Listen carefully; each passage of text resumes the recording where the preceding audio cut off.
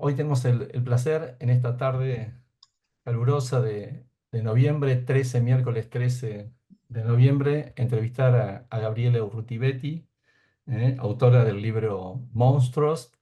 Y bueno, para nosotros es un enorme placer, desde el Centro Vasco de La Plata, desde el Centro Vasco de Coechea, darte la bienvenida y la Cátedra Libre de Pensamiento Vasco y la propia biblioteca de la institución, darte la bienvenida y agradecerte este momento para que nos comentes un poco sobre tu libro. Yo voy a hacer una breve introducción, una presentación y, y después te vamos a dejar un ratito para que nos cuentes qué es este tema de los monstruos.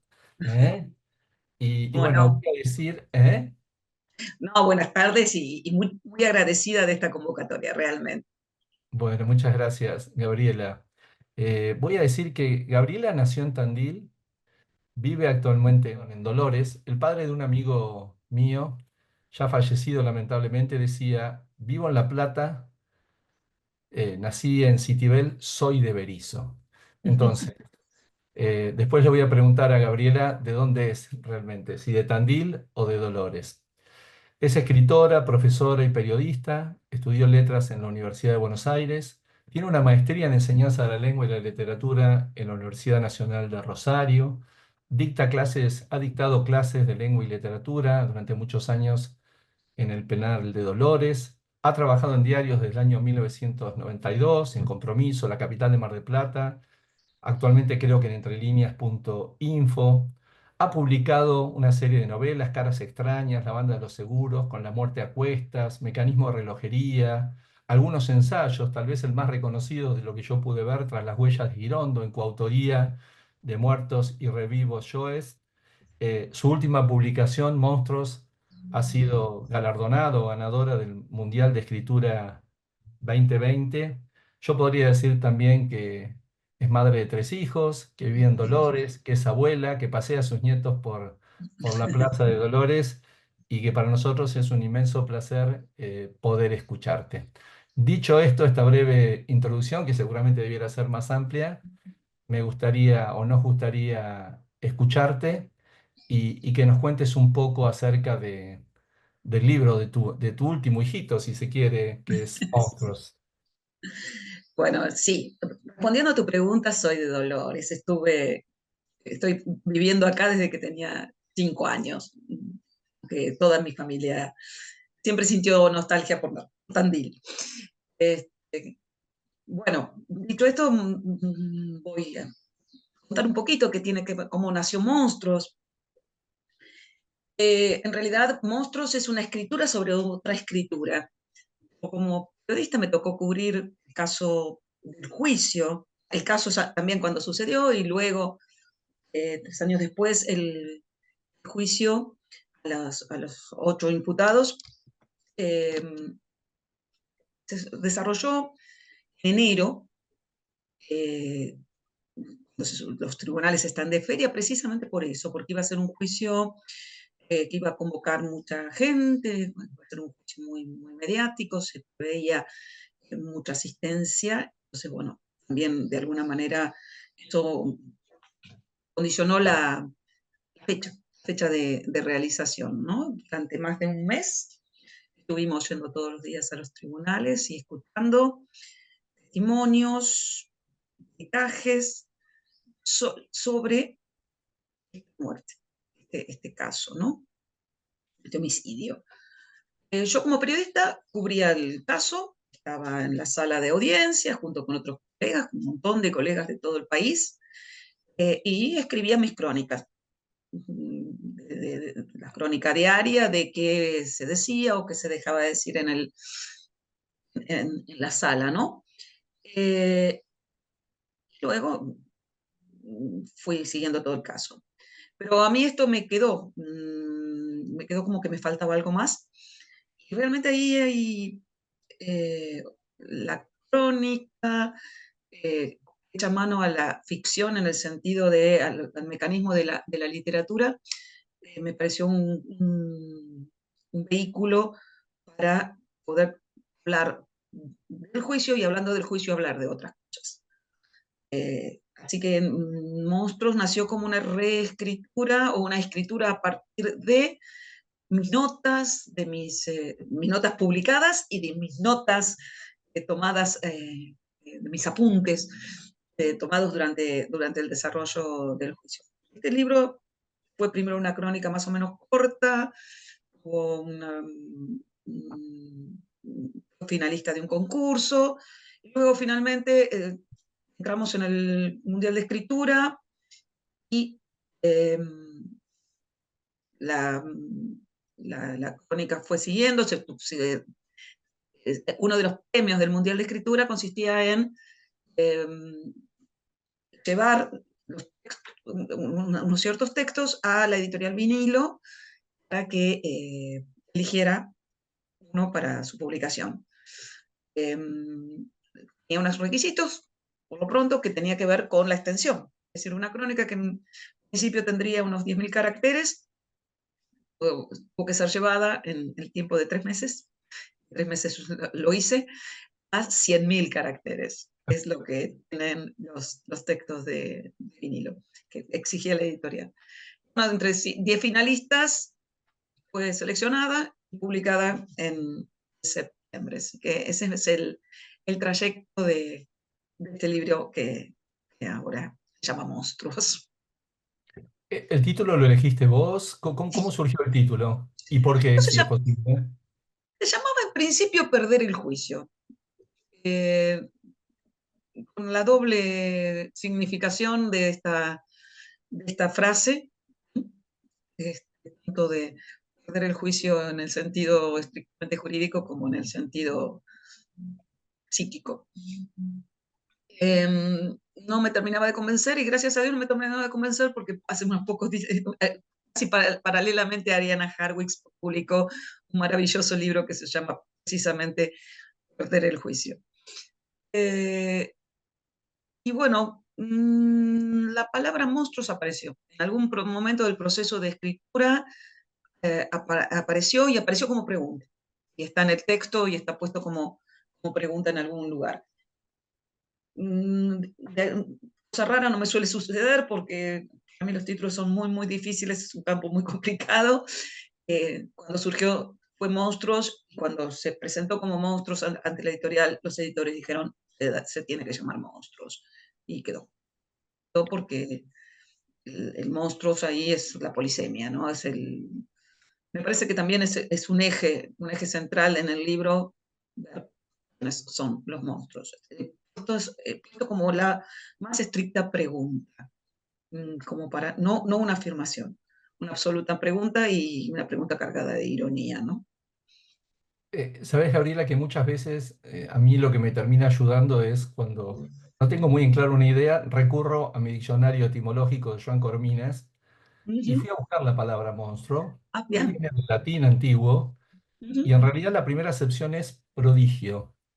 Y en aquel momento se creía que los prodigios eran amonestaciones o admoniciones divinas.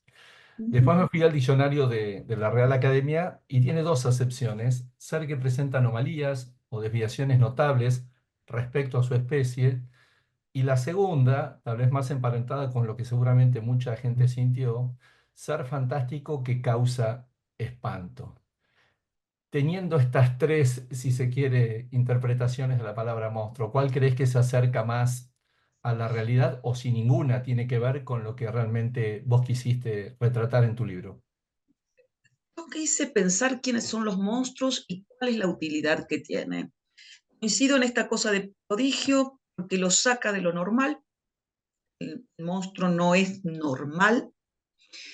Eh, el monstruo es espantoso, provoca rechazo, pero también el monstruo tranquiliza.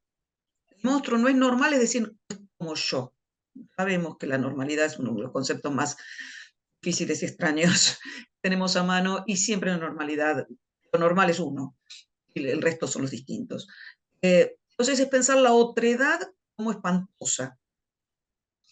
Entonces, yo me planteo ahí la idea del monstruo como el ser que tiene todas las características negativas, no tiene ninguna positiva, y de alguna manera funciona como el chivo expiatorio, de la misma manera. El monstruo es el otro, todo lo negativo lo cargo en el otro, se tiene todo lo que no deseo, rechazo, por lo tanto, como es un monstruo, es un prodigio, como dice Corominas, o es una anormalidad, me tranquiliza. Los monstruos son siempre los otros. Ahora, Pero sí. ¿los monstruos son los otros? ¿O a ese monstruo le cargo lo que no quiero reconocer en mí, o en mi sociedad, o en mi comunidad, o en mi círculo, o lo que no quiero ni siquiera ponerme a pensar, ¿no? Es una actitud cínica de cargarle al otro lo que tal vez sea un espejo. Sí, Gabriela, me surgen inmediatamente dos o tres preguntas. Primero, ¿son realmente monstruos o nosotros terminamos disfrazando a estas personas de monstruos? Me viene a la mente en este momento, sin lugar a dudas, el juicio que se está llevando a cabo, bueno, ya casi finalizado, de Giselle Pelicot, ¿no? Contra su marido, Dominique Pelicot. Y ella define a su marido diciendo que el tipo genial, es una expresión que tuvo en el juicio, el tipo genial que ella creía era un monstruo, y utiliza esa palabra, monstruo. Y dice que el monstruo, Dominique, era buen padre, un abuelo entrañable, un honrado trabajador, y sin embargo, ahí se produce la crisis, porque no estamos hablando de cosas espantosas, ni fantásticas, ni horrorosas, sino que estamos hablando de personas, si se quiere, de a pie, ¿no? No pensemos solo en Dominique, pensemos en todos los otros hombres del pueblo que eran gente, viendo el caso Pelicot, ¿no? Que me parece fantástico. Esa gente era gente normal, era gente común y corriente. Jamás se reconocería, y de hecho nos están reconociendo, en la figura de un violador. Entonces el monstruo es el otro, lo cargamos en el otro. No nos hacemos cargo de lo que en nosotros hay de violencia, de negatividad, sobre todo de violencia, ¿no? La violencia cargada al otro es siempre tranquilizadora. El concepto de monstruo, eh, bueno, fue Dominique Picot solo, y los otros. Ah, yo no sabía, yo no estaba, yo no entendí, pensé que ella estaba de acuerdo. El monstruo es Dominique Pelicot, solamente que hizo esto con su mujer. Wow, empecemos a abrir este concepto porque a mí me parece que detrás de esto empezamos a cargarlo. Obviamente para Dominique, para Giselle tiene que Quizá. ser monstruoso, es la víctima. No podemos pensarlo de otra manera. Eh, monstruoso, pero esta doble cara, ¿no? El buen padre, el buen abuelo, el ciudadano ilustre. Ay, ay. Vos mencionás en tu obra que los monstruos son necesarios y que su excepcionalidad tranquiliza conciencias. Yo creo que tiene mucho de verdad eso, ¿no? De cómo en general hay una sensación de alivio cuando encontramos estos monstruos que nos permiten depositar la maldad, concentrar la maldad de algo ajeno a mí en una persona o en varias personas. Y si además a esa maldad le podemos poner otros componentes, componentes clasistas Absolutamente. o épicos, pienso en el caso Cabezas, creo que vos también cubriste el caso Cabezas, ¿puede ser? Sí, sí, sí, yo también, cuando recién me iniciaba en el periodismo, aquí en Dolores, también tuve que cubrir el caso Cabezas.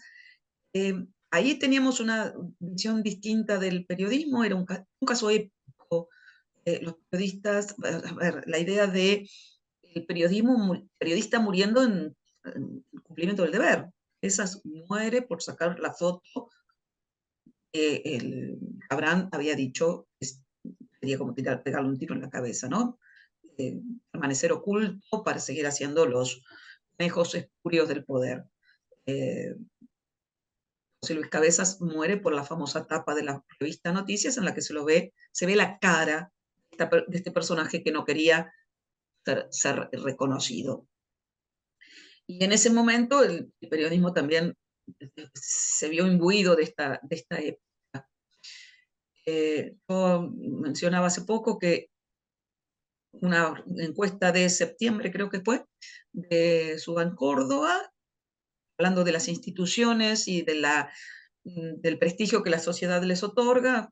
Decía que las universidades eran las instituciones en las que la universidad, en la que la comunidad le otorga más prestigio. Venía a cuento del tema de universidades, entre las más desprestigiadas, en el fondo de la tabla, estaban el periodismo y la justicia. Qué curioso, ¿no? Yo no sé, por lo pronto es doloroso, pero no también sintomático, ¿no? Tuve digamos, los años 90 en que había una denuncia sobre el poder a cada rato, el periodista se sentía en ese rol, tampoco es un rol que deben ocupar, pero bueno, digamos, eh, pasamos a este momento en que estamos entre las instituciones menos prestigiosas o menos creíbles o menos consideradas por la sociedad, ¿no? Sí, yo sentí al leer tu libro que en ningún momento vos querés pontificar, lo vinculo con otros temas, ¿no? En relación al ejercicio de la profesión periodística, pero sí afirmás en el libro que el periodismo, o al menos el periodismo que vos conociste y en el cual te formaste, no sé, podemos definirlo como tradicional, es hoy un oficio en extinción. O sea, ese escenario en donde los calificativos o los adjetivos casi no se usaban, que había casi una crónica literal de los hechos, hoy se transformó en un escenario de relatos grandilocuentes y en donde el show mediático puede más que la noticia en sí. Yo nunca adherí a la teoría de la objetividad, eso lo tengo claro, siempre lo consideré eh, un, un, un, algo no es cierto, la objetividad no existe, bueno, cuestiones filosóficas, ontológicas, epistemológicas y demás. Totalmente. Pero yo creo que hoy por hoy el periodismo como especie en extinción por varios motivos. Por un lado, porque está subsumiéndose en el espectáculo. Es comunicación, si lo queremos ver así, y es show. La noticia impacta, la noticia tiene que tener imagen, tiene que tener predominio de la imagen y la imagen espectacular. Eh, el análisis, todos sabemos que leemos, cómo nos enteramos, cómo lee la gente las noticias, bueno, por lo que te manda Google, tres renglones de los cuales leemos el primero, y, y ahí, bueno, todo el camino, la aparición de las redes sociales, el discurso sin mediación, la noticia directa, y, a ver, yo filmo, voy con bueno, estemos en este caso, ¿no? El juicio se hizo en función de videos filmados por gente que iba pasando y viendo una pelea, se puso a filmar. Y de eso entraron a la causa algunos cuantos, y había millones más, lo vimos todos todo el tiempo en las redes y demás. Bueno, esta idea de que hay un acercamiento directo de la gente hecho, bueno, deja sin margen al mediador, el periodista como el mediador y el constructor de la noticia, ¿no? Entonces, bueno, creo que eso nos está dejando sin espacio, sin lugar, ¿no? Y si me permitís, esto que vos decís de que están todo filmado, porque creo que debe haber sido de los juicios que más filmaciones y más registros, todos los chicos tienen celulares, todos utilizan sus celulares para grabar, y en ese momento en Villa Gesell, en aquella época, había cientos de celulares merodeando en el lugar del asesinato de Fernando, pero sin embargo nos coloca o los colocaba en un lugar de primeros espectadores, o sea, no de protagonistas, o sea, ninguno se lanzó o se abalanzó para interrumpir la golpiza, sino que el rol que tenían era el de un simple espectador que grababa como si fuera una película, ¿no? Exactamente, exactamente.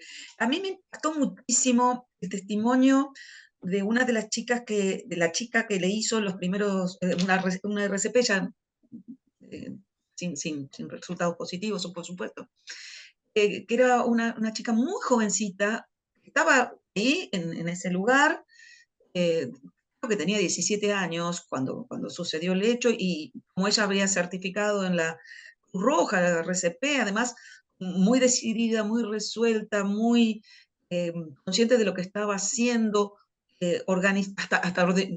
su testimonio, ¿no? Dijo que le ordenó al policía que lo estaba haciendo mal, cómo se debía hacer la RCP. Ella decía con mucha angustia en un momento dado que había un montón de gente alrededor, nadie hacía nada. Eh, que no pensemos, estamos en Villa Gesell, el 18 de enero, temporada alta, la quincena más concurrida, Avenida 3, la calle principal, a la hora de la salida del boliche, lleno de gente, negocios abiertos, el McDonald's lleno de gente, el kiosco de enfrente con gente, la heladería, taxistas, remiseros, gente que pasaba, ¿cuántos había? No fue el bosque, en un lugar escondido, en una esquina oscura, fue a la vista. La vista, bueno, como decía McLuhan, ¿no? Este, extendida en los celulares. Todos filmamos, todos, todos, somos espectadores, todos miramos a través del ojo de la cámara. Y eso, además de un elemento, bueno, prueba y demás, dentro del caso jurídico, un síntoma de época. Es una metáfora de la situación de nuestra época, ¿no? De una especie de videoesfera que nos rodea y nos abarca y tal vez nos define. Y en esa crisis, Gabriela, si podemos definir como crisis de la profesión, que creo que no es la única, yo soy abogado y también, digamos que atravesamos, también estamos en esa curva descendente de descreimiento por parte de la sociedad. Hoy ¿cómo te sentís más? ¿Como periodista, como escritora, como docente? ¿Con qué te identificás más cuando te miras al espejo? Yo soy periodista y soy docente y lo soy, y soy escritora y lo soy. Del periodismo tengo muchísimo descreimiento. Eh, asumo lo que soy y hago lo que puedo. Tengo 63 años, estoy cerca de la jubilación más que de otra cuestión y por eso también es una especie de recorrido vital. Eh, no me gusta este periodismo. Yo sigo haciendo el periodismo de gráfica, que por ahí es otro tipo, el de la escritura, pero bueno, no es el periodismo del impacto y siento que, bueno, no tengo lugar tampoco. Entonces nos vamos corriendo, nos van corriendo otro esto. Bueno, otro mundo, otro universo, un universo en el que quizás no tenga cabida esto que yo he estado haciendo todo esto. Y te voy a quitar un poquitito, si es que querés, si me lo permitís, porque vos has ¿No? sido también una protagonista o has estado en primera fila en muchos juicios, en Ujú, situaciones. Vos decís en tu libro que Dolores es esa ciudad que está a mitad de las vacaciones, ¿no? A mitad de la playa, pero también donde confluyen todas las causas del verano. Millones de de verdad. personas veranean en el municipio urbano de la costa y las causas terminan en los tribunales de Dolores, así como fue Ujú, Cabezas, Coppola, el caso ujú. Fernando Báez Sosa. Vos también has sido una observadora privilegiada de la justicia y de lo que fue el juicio de Cabezas allá por el año 97, si mal no recuerdo, que fue 97. el asesinato de José Luis Cabezas. Hasta estos Ujú. días también ves ese mismo deterioro, esa misma pauperización, podemos decir, del servicio de justicia. Veo una influencia muy fuerte de los medios. Evidentemente, la presión mediática está. Hay cuestiones. A ver, pongamos un elemento claro. Los testigos no pueden presenciar lo que se va diciendo hasta que no hayan prestado su testimonio. Deben estar como aislados. Está aislado hoy. Imposible. Está aislado del juicio más mediático de la historia.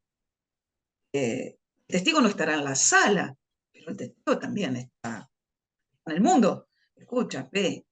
Estamos, eh, ciertos, es como un síntoma del desfase, ¿no? Dentro de la justicia. Bueno, cuestionamientos a la justicia tenemos todos los días. No hay que ser, más que revisar un poquito la agenda, ¿no? Que se aceleran ciertas causas en ciertos momentos y en ciertas circunstancias, porque ciertos fallos aparecen cuando aparecen, la sospecha permanente de que la sociedad no es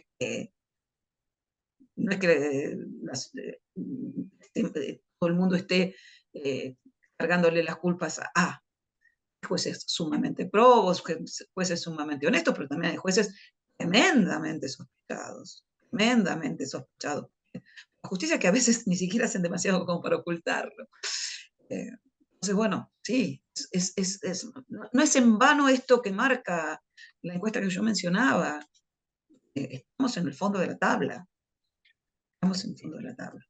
Imagino que no debe haber sido fácil abordar un juicio de las características del de Fernando Báez Sosa, porque además hay como una suerte de intersección, ¿no? De situaciones que confluían el dolor de las víctimas. Vos en tu libro relatás también que en un momento dado estaba el abuelo de Lucio, este chico Mm, asesinado que se llegó hasta mira, Dolores, esta pasó Marta Peloni, llegó Bloomberg. O sea, hubo como una especie de conjunción de víctimas, esencialmente de crímenes aberrantes y muy mm, dolorosos, y que sintieron la necesidad de confluir, curiosamente, en esta ciudad verosímilmente llamada Dolores. eh, y por otro lado también estaban los familiares de los victimarios, que eran tratados como parias, y en donde varias. también vos relatabas que se daban situaciones muy penosas, en donde ni siquiera el abogado de la defensa podía tomar un café en algún bar porque no era bien recibido, y en donde los carteles que se mostraban decían justicia igual perpetua. O sea, no había, era como que el fallo ya estaba puesto y no había otra posibilidad. Digo, ¿cómo pudiste abordar semejante situación? Fue terrible porque además esta cuestión, yo trabajo, yo soy una periodista de pueblo, trabajo en un medio pequeño, no tengo, tal vez ni siquiera las presiones de otros colegas. Charlando con los colegas, si nos decían, yo al aire digo, bueno, no es para tanto, no es esto, o perpetua, justicia es perpetua, no puede ser, matan, me matan simbólicamente. Las redes vomitaban contra cualquiera que se atreviera a decir algo que saliera de esta línea. Y esto no quiere decir en absoluto no pensar en el dolor de la víctima, no pensar en el dolor de los padres, no conmoverse a las lágrimas por este terrible asesinato a golpes de un joven de 18 años, a manos de otros jóvenes de 18 años. Eh,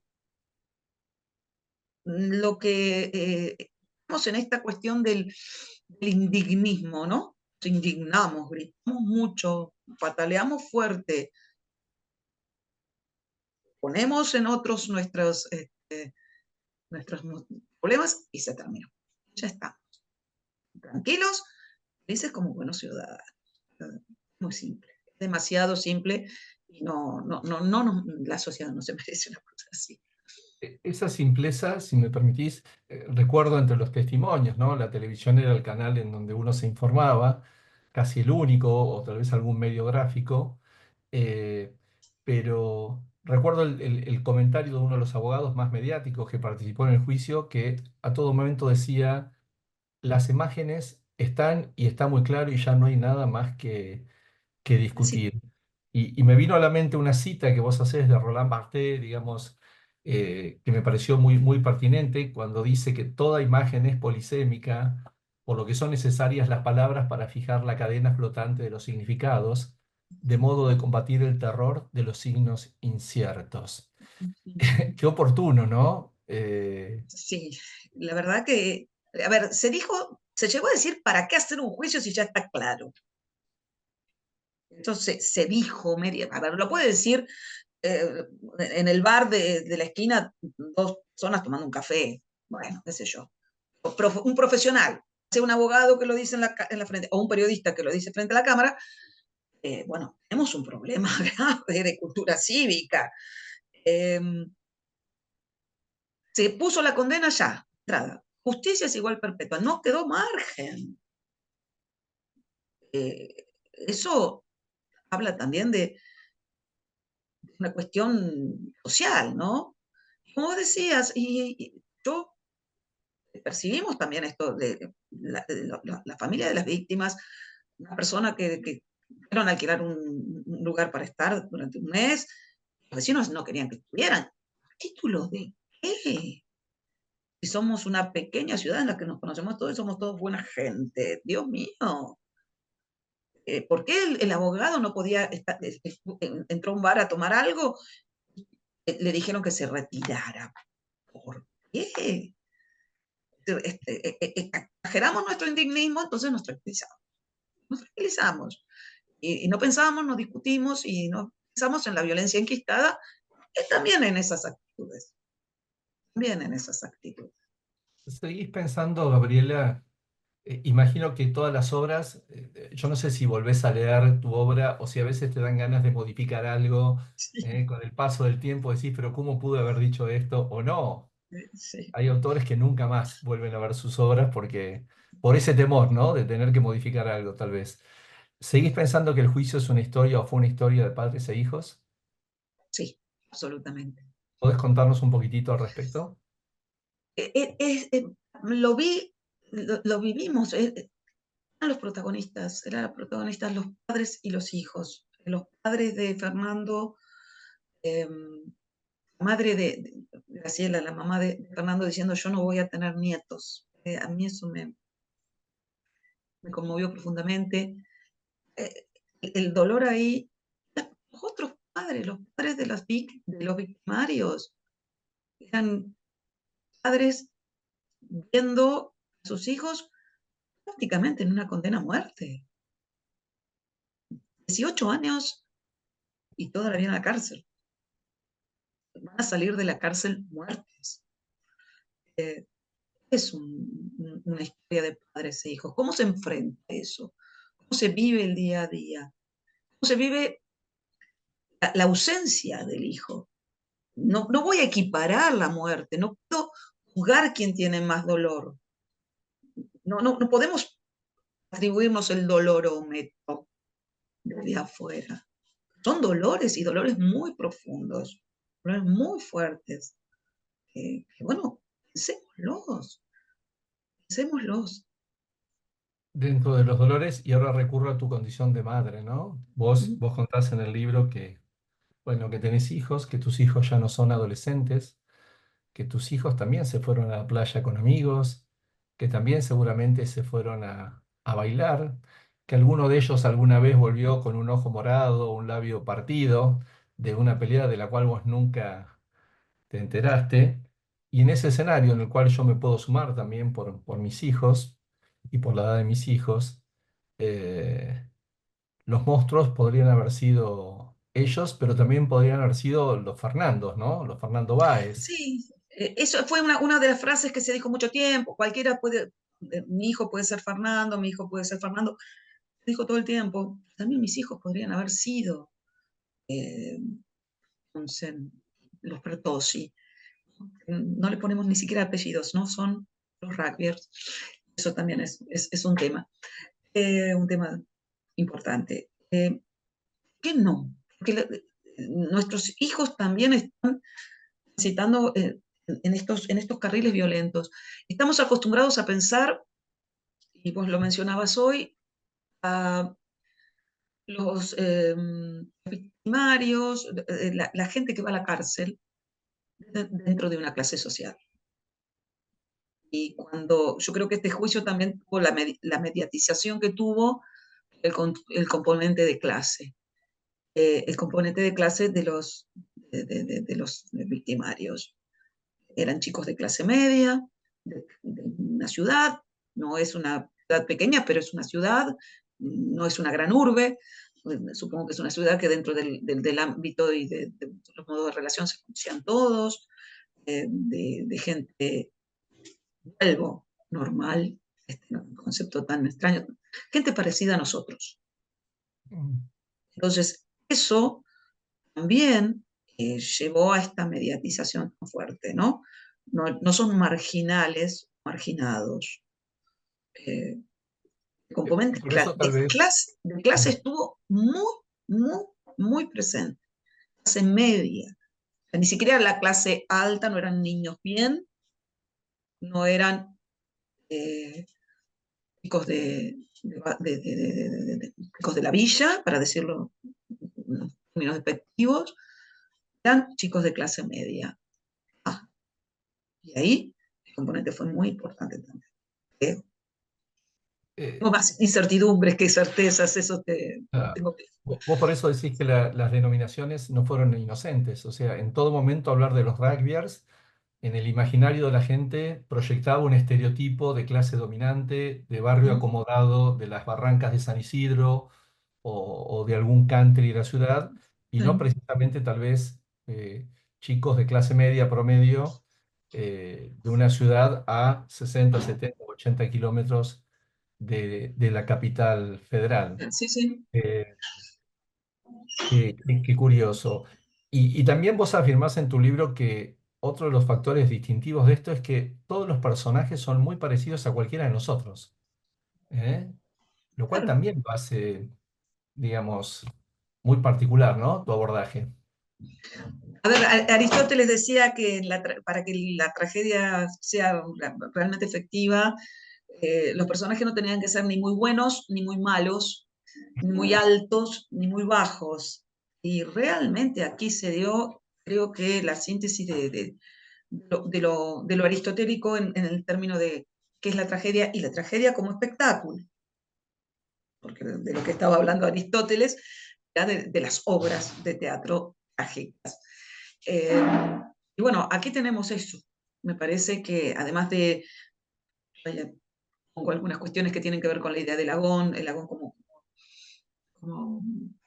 acción Sí, sí. trágica y espectacular, en el sentido del espectáculo, eh, también está esto, ¿no? No son ni los buenos buenos, ni los malos malos, eh, son como nosotros, son los parecidos a nosotros. Y esto me parece que le puso un condimento particular a la cuestión. Queda espacio para vos para conmoverse por el dolor inenarrable, me imagino, de la madre de Fernando y también empatizar, si se quiere, con el dolor de las familias que prácticamente van a perder a sus hijos, aquellos que tienen condenas perpetuas, casi también para toda la vida, ¿no? Porque van a tener condenas de largo aliento y vidas también truncadas, ¿no? En chicos de 18 a 20 años. Son, ¿Queda espacio? inconmensu- son Sí. inconmensurables. Yo no me niego a decir quién sufre más, por Dios, eso es una aberración. Eh, ver, veamos los dolores, veamos todos estos dolores que están siendo sucedidos. ¿Mm? Y pensamos que la justicia no es venganza, ¿no? ¿Qué te pasó cuando terminaste de escribir el libro? ¿Qué sentiste? ¿Que dijiste lo que no pudiste decir en aquel momento? ¿Te Sí, sí, yo quedaron? siento que en este texto pude expresar mi desazón, mi desasosiego, mis preguntas, mis cuestionamientos son preguntas. Como te insisto, no tengo ningún tipo de certeza. Tengo el cuestionamiento en el sentido de la pregunta, de la posibilidad de plantearme preguntas que no se podían plantear en ese momento, no se podían plantear desde el discurso periodístico. Eh, Creo que la crónica, el tiempo, el espacio, la posibilidad de reflexionar, eso es algo que nos estamos negando habitualmente. Eso es lo que sentí que me permitía el libro. Yo hace muchos años escribí una novela que se llamaba La banda de los seguros, que también tenía como base un caso real de otro juicio que se llevó a cabo aquí en Dolores, una banda que aseguraba a gente indigente, tomaba seguros a nombre de ellos, los mataba para cobrarlo.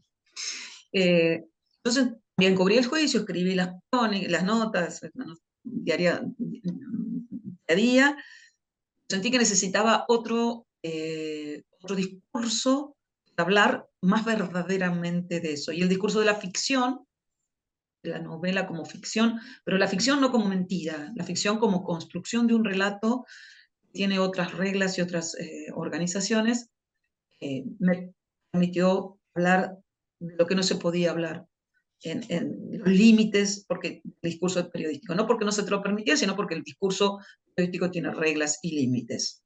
Y creo que en este caso también me pasó lo mismo. En otro género, no la novela, sino la crónica. ¿Dejaste de soñar con ser famosa, dar clases en la Sí, universidad y escribir libros que se iban a traducir en muchos idiomas? sí, sí, sí, ya estamos. Estamos Sí. hasta aquí hemos llegado. El sueño con seguir escribiendo, eso sí. Seguir escribiendo es lo que me da impulso. Ah, no Y me no es interesa. poco. No me Gabriela, interesa ¿qué te dejó tu paso como docente en una unidad penal? bueno, ¿Cuántos me años dejó, estuviste y qué te dejó? tuve 25 años. Wow. Eh, 25 años di clases de literatura. Como lo cuento en la crónica, me dejó una novela también, es que está escrita y ahí esperando.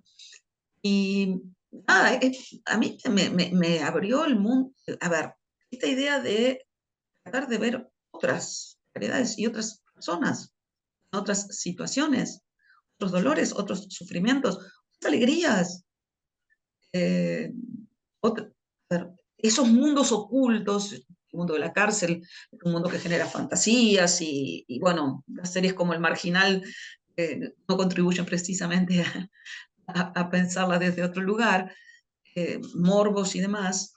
Bueno, también ver ahí en este lugar hay personas que sufren, que se alegran, que viven, que están pasando una situación espantosa, pero que pueden disfrutar de leer un cuento de Borges.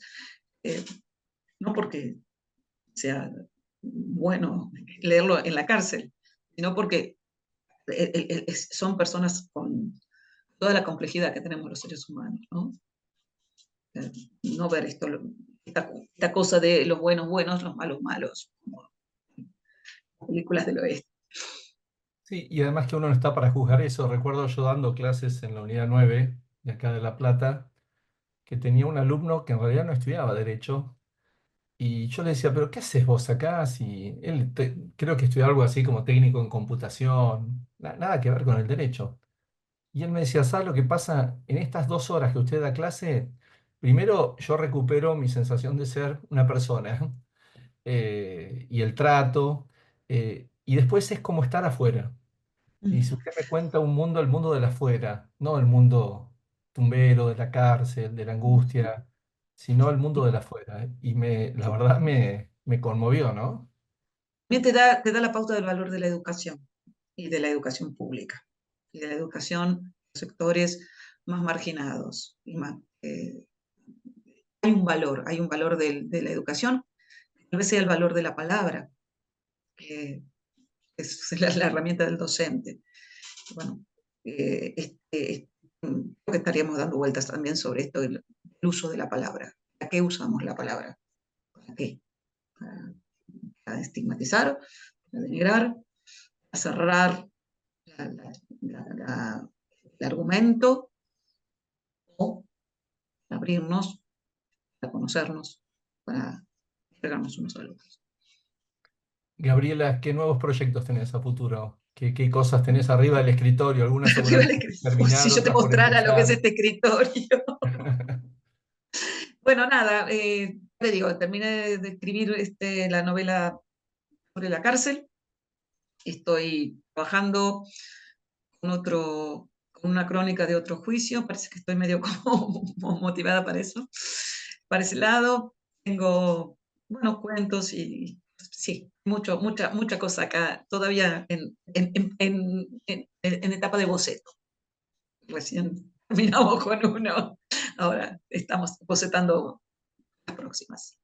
Nos están acompañando, yo no sé si quieren preguntar algo, Elisa y María Fernanda Astigarraga, una querida amiga.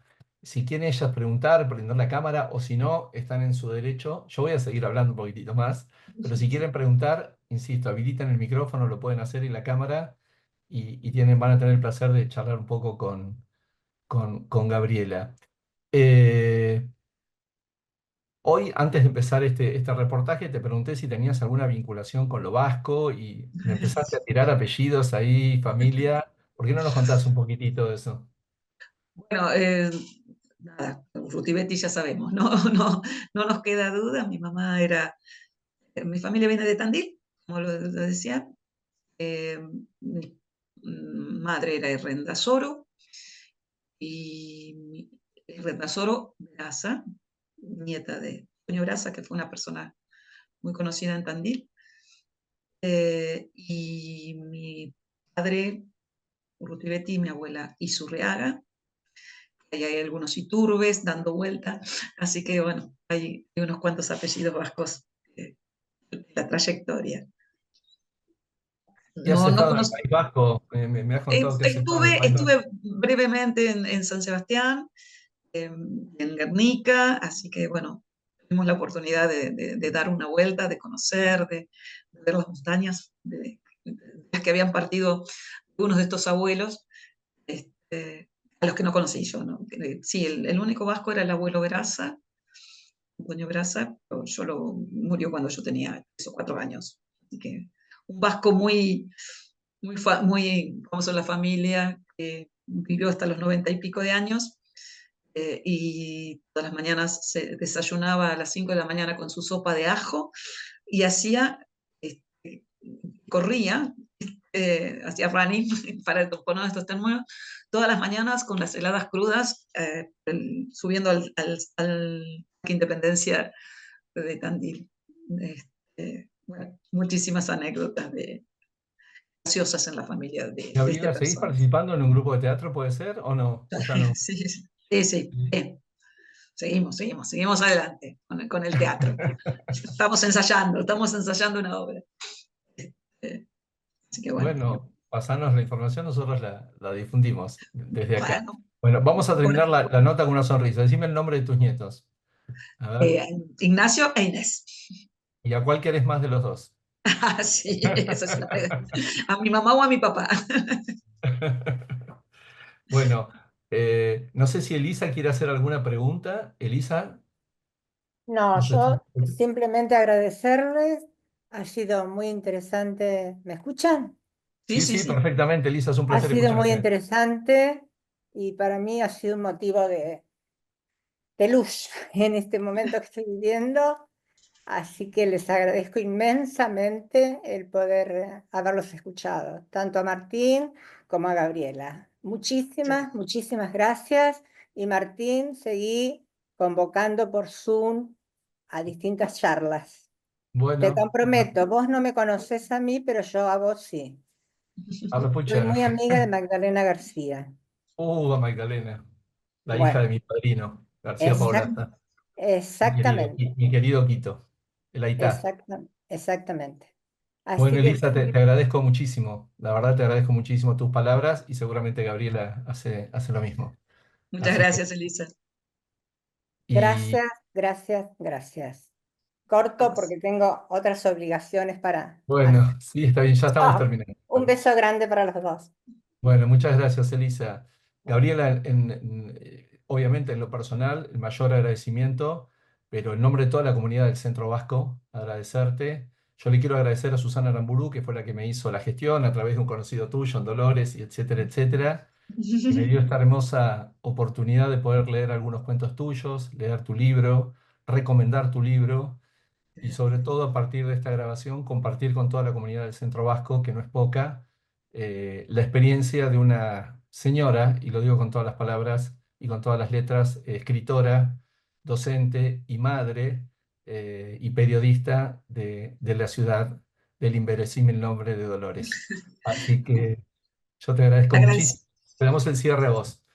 La agradecida soy yo, Martín. Realmente esta convocatoria me llena de orgullo y poder estar llegando a gente del Centro Vasco y con toda esta gestión y que se hayan interesado por mi libro y por mi trabajo es un gran orgullo. Muchísimas Y te gracias. comprometemos que para futuros trabajos tenemos los contactos, me avises y lo publicamos y también podemos hacer nuevas entrevistas. ¿Cómo no? ¿Cómo no? Estamos Encantada. abiertos a eso. Te mando un Estamos. saludo enorme a vos y a tu familia. Gracias, Martín. Gracias a Bueno. todos.